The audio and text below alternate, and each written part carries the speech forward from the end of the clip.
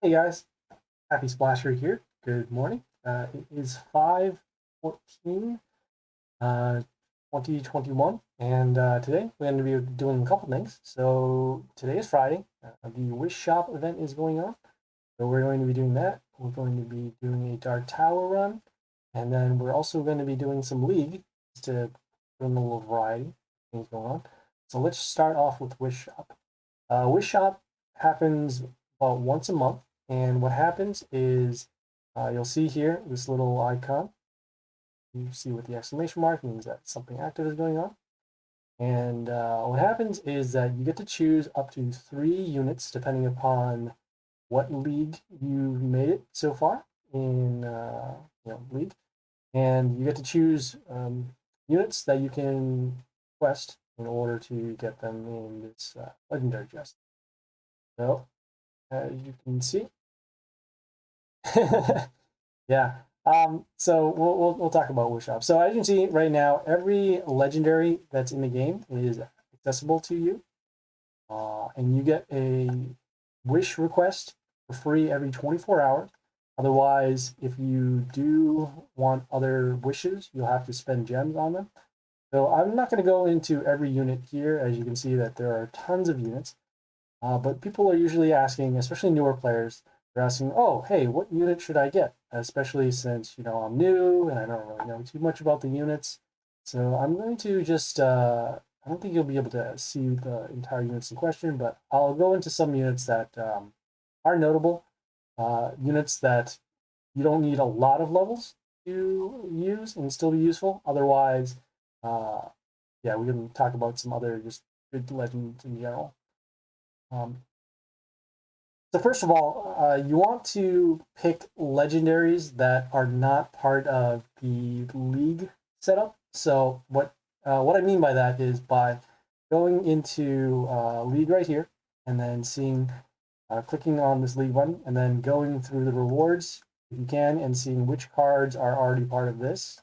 I'm not going to go through all of them as you can see, but there are about 29 leagues, and it'll show you which legendaries you can get from League, which basically means that you have the ability to access them once you get to that league and then open them through the shop uh, here. So you get to the demigods and then open up the chest. So you want to avoid requesting legendaries that you can get through League.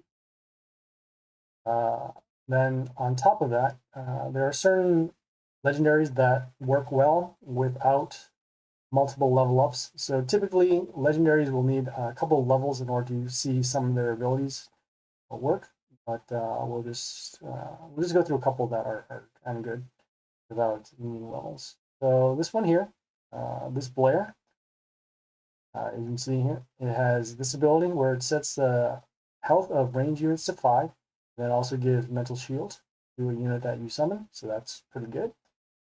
We have this unit over here, this Evil Santa. So whenever it attacks, it's a ranged unit. It turns an enemy into a reward box, which basically turns them into a unit that can attack. It has a little bit of block, and then also gives health to order units on your side, but the transform is the most important part. Let's see what else we got here. We have this unit here that gives miss to another unit for a turn. So in other words, um, if they summon a unit for the first time, it won't get miss. But as long as that unit is on the field, whenever they summon another unit, they'll give another unit that is already on the field miss. It also gives an attack boost as well. So what happens is you summon this unit, and then you place another unit in the same column, and then it will get an attack boost. Uh, let's see.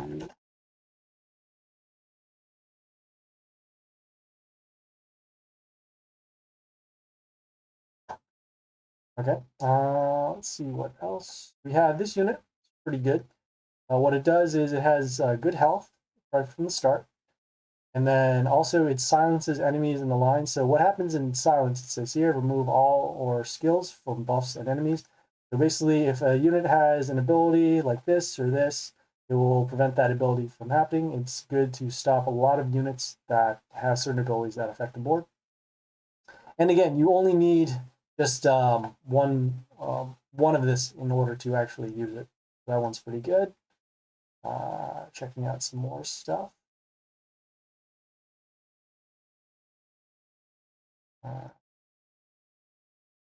Okay, we have this unit over here.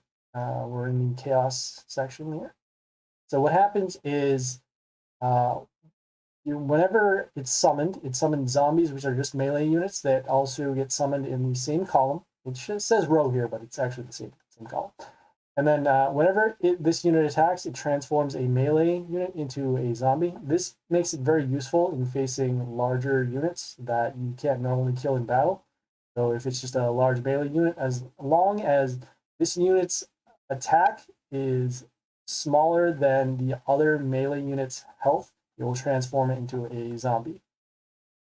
So that's good. And it also gets an attack boost too for every zombie that is on their side of the field. So I mean, a little bonus. Okay. We have this unit here. So what happens is whenever this unit dies, it deals damage to units in the same line. Not your units, but their units. So in other words, it's like a time bomb where it dies and it deals damage to them. So it's pretty good. Deals a little bit of extra damage whenever it attacks a warlord. And then it gets a little bit of an attack boost as well. All right. Here.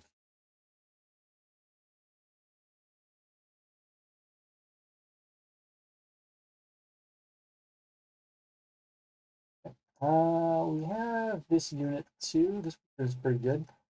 So what happens is before it attacks, so this is a melee unit, and before it attacks, it summons a shard in the first row. So again, not first row, but it's the column. And whenever it attacks, it deals extra damage to units in radius 2. So basically means if say your unit was like here, it would deal damage here and here. It also has counterattack, which is nice, which basically means that if it gets attacked by another melee unit, it will do another attack to attack that. And these shards right here, it doesn't tell you in this description, but what happens is these shards, they will grant this unit mental shield. And so that is why this unit is pretty good. What happens is the shard comes out, gives this mental shield, and then you'll have to kill the shard before killing this unit. So that's good. So that covers some of the units that are good by themselves in Wish Up. Based on personal preference, you can wish for whatever you want, really. For me, I tend to wish for things that I need in my league deck. So I just go to my league deck here, go fight. Actually, I'm going to go to squad. And you'll see my league deck here has a couple of things. I have this unit, which is pretty good. It works as well on turn 1. So what it does, it silences male enemies. It has flight. It gives a health boost to my units for every female at the end of the turn, and then it also deals damage at the beginning of the turn for every ally on my side. So a lot of good abilities right there. Also works on level 1. I do have that Shamuna that I was talking about here with the shards. And then I also do have that group that I was talking about, the one that does the silence. So we got there.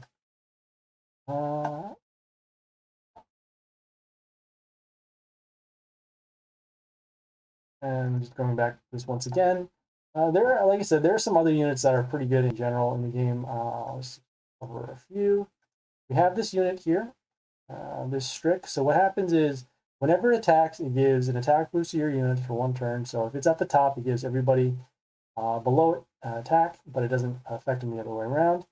And then it has this skill, which is really good. So what happens is for every unit that you have on your side of the field, it will get additional damage and then deal damage in radius 2. So in other words, if you have 5 units on the field before you summon this, it will deal 5 times whatever damage multiplier it is right here, and then it will deal in that radius. When you start to level this up, it will start dealing a lot of damage. So that's pretty good. Let's see what else.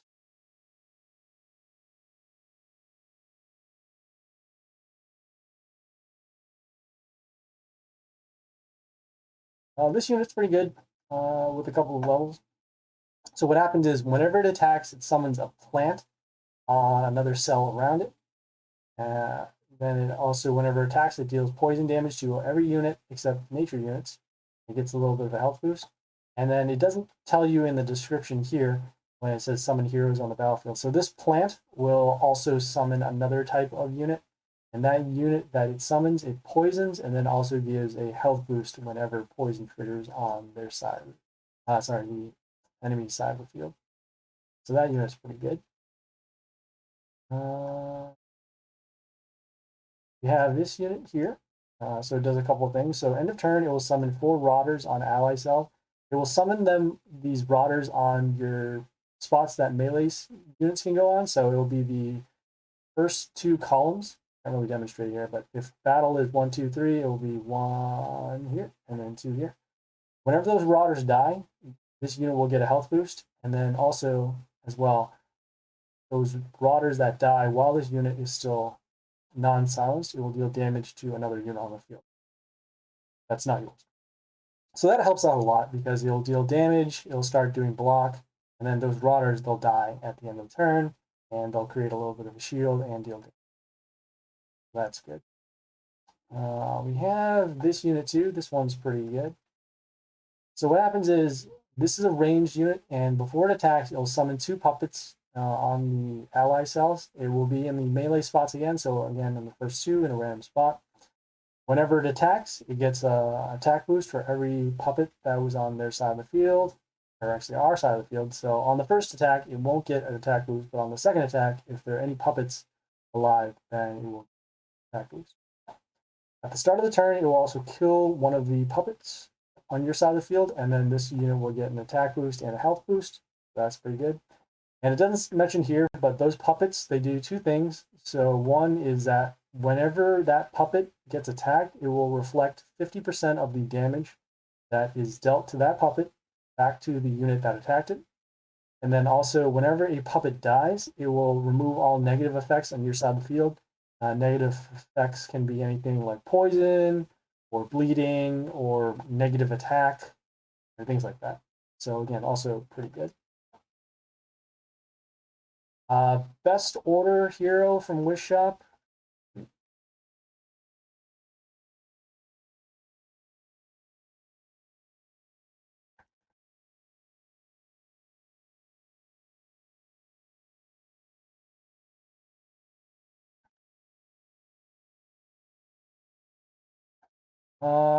It depends what kind of deck you're building. Typically from the order set, I would say, again, get this Santa here for the transform, get this Strick here for the damage. You can also get this Tinker here. So this Tinker does a couple things. So whenever it gets attacked, it will give you health. Whenever it attacks, it will deal nature damage, and then it also summons this Tesla X on a random range cell, which is actually a back 2. That Tesla X does 2 things. One is that whenever a unit dies on the field, they will deal damage to the Warlord, enemy Warlord, and then also it will give your units an attack boost at the beginning of the turn. So that's pretty good. You have this unit. This is pretty good if you're running specifically order. So it does a couple things. Whenever it attacks, it deals damage to 3 units on the field that aren't order. So if you're playing just strictly an order deck, it will deal damage to their units that aren't order. Whenever a unit appears on their side of the field, your Warlord will get Mental Shield. It's a little bit of block and then flight. So you can see pretty good abilities. And yeah, helps out order decks a lot. We have this unit. It's pretty good in the strictly order deck. So whenever you summon an order unit, including themselves, it will freeze a unit on their side of the field. At the end of the turn, if there's a frozen unit on their side of the field, their health will be brought down to 1. And then at the beginning of the turn, you will get health for every unit that is on their side of the field. So again, can also be good. We have this unit, pretty good. And whenever it deals damage on to the Warlord, you'll get an extra attack. And then whenever you are attacked, you will deal damage to their Warlord. Also, it has this ability called accuracy, which basically means that it can't miss, it can't receive miss, and it will never miss an attack. We have this unit over here. Whenever it attacks, it summons an extra attack rune, which basically means it puts a rune on the field on your side. If you summon a unit on that rune, then it will get double attack. At the end of the turn, it turns into a building, which we'll cover later. And let's see, whenever this unit attacks, as long as this unit is on the field in this form, or I guess in this form, you will deal damage to a chaos enemy on their side of the field. So this cenotaph, this building that transforms into, it has block, and then also whenever their enemy unit attacks, it will grant a random unit on your side of the field mental shield, so it does a little bit of a defense as well. And then that unit, if it's still alive, it will transform back into this charm. We have that going on here. If you're running strictly order, this is probably the best unit. So what happens is whenever a unit dies on their side of the field, your units will get an attack boost if they're order, and then this unit will also get an attack boost as well. Whenever this unit attacks, it will get health to all your order units. And then on top of that, whenever one of your order units attacks, this unit will get an extra attack return. So the strategy usually is to place this unit on the bottom rows if you can. That way you can load up your order units above it and get those attacks in, and then this unit will get extra attacks. Let's see what else. This one is pretty good. It's not used as much, especially since this only comes from the events. So what happens is whenever this unit attacks, it will give miss to 2 of their units for a turn, the random enemy units. Whenever a unit dies on any side of the field except order, it gets a plus attack boost. And then whenever it dies, it gives negative attack to all their units. Enemy units. So it has a lot of field control in terms of giving the miss. It gets pretty big, and then whenever it dies, it will also shrink their attack. So there's that. We have this unit over here. Pretty simple. What happens is it attacks 3 extra times, so it actually attacks 4 times. And then whenever it kills something, it gets an attack boost. So that comboed with the Legion, which I show right here. That is here. Interesting.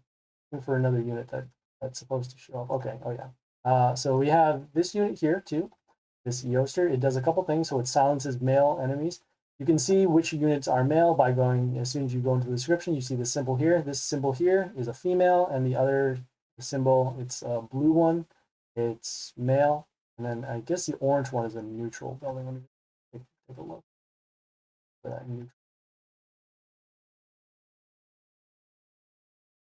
Yeah, this is the neutral sign, and then the male sign over here is this one. Anyways, we're going to go back to that unit. So it does silence the male enemies. At the end of the turn, it will give a health boost to all your units for every female that's on your side. So this will be counted as 1, and then any other females will give a health boost. At the start of the turn, it will deal damage to the enemies for every unit on your side of the field. But so you need at least 1 other unit in order to actually get the damage. And then also it has flight. So a lot of good abilities, a little bit of a board setup needed to use this unit, but at the same time, pretty good. You just need to get a couple levels into it. So there's that. And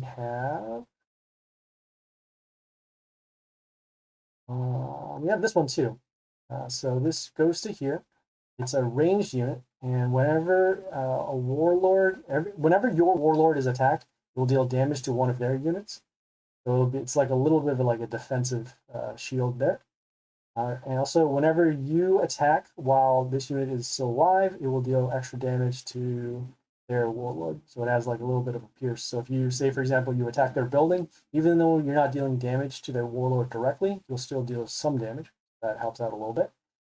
And then it also has pierce as well. So pierce, it shows here, damages all enemies in the same line as the target. So basically that means that if you're facing 3 units, so 1, 2, 3, if they're all in the same line, if you attack this first unit, the other 2 units behind it will take damage as well.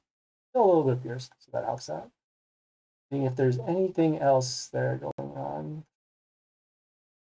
Nope, that's pretty much it for order. All right, so I'm just going to put in my wish shop request. So what happens is you choose your units. So you go here, you choose, and I'll put it in there.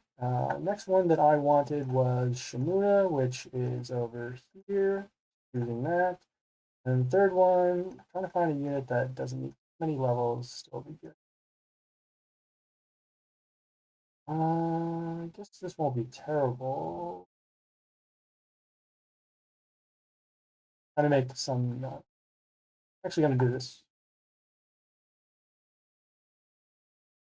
What the hell?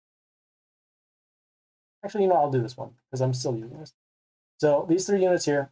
Once you choose your units, there is a confirmation.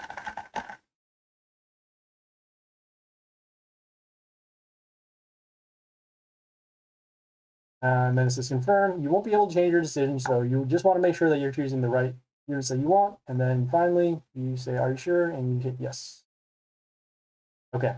So as you can see, I chose my units. These are the ones that I'm going to be getting for the next couple of days. So I'll open one time for free. So because of that, we'll get some selections. And then, yeah, we'll get some units right off the bat. The first wish that you get will absolutely give you one of your units. So that's good. As you saw in the spins, and you can see it back here, there are some other rewards that you'll get for doing the wish shop. I personally do not recommend doing the spending for the wishes because they are too expensive and you'll need a lot in order to fill up this bar. So just open it every 24 hours. As you can see, this is how long the wish shop is going for, and then this is how long it takes until another free wish. Okay. All right.